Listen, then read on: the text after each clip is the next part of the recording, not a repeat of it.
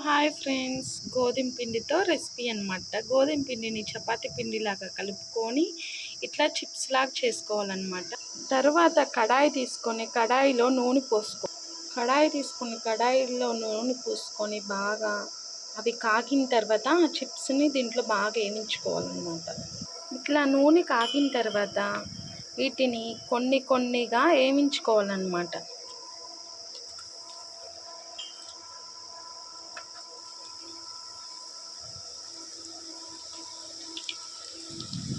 ఇలా గోల్డెన్ బ్రౌన్లోకి వచ్చాక పక్కకు తీసుకోవాలన్నమాట. మనము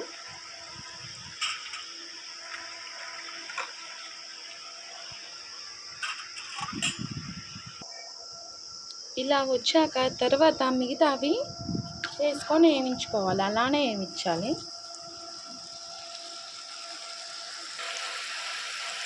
నూనెలో వేయగానే అవి విడివిడిగా మారిపోతాయి అన్నమాట.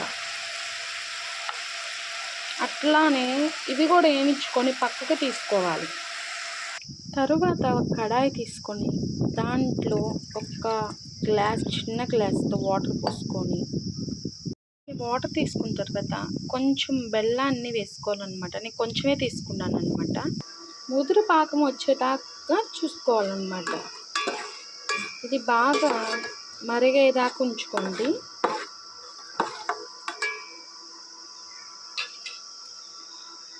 ఇట్లా ముదురు పాకం వచ్చాక యాలకులు ఒక 2 తీసుకొని బాగా దంచి వేయండి.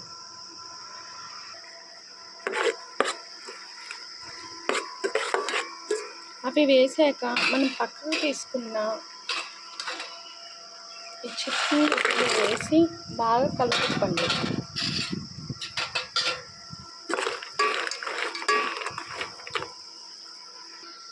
తర్వాత ఇట్లా బాగా కలిపాక పక్కన ప్లేట్లోకి తీసుకోండి. అవి ఇలా ప్లేట్లోకి తీసుకోండి. ఇలా తీసుకున్న తర్వాత మనం చేసుకున్న గోధుమ పిండి రెసిపీ రెడీ.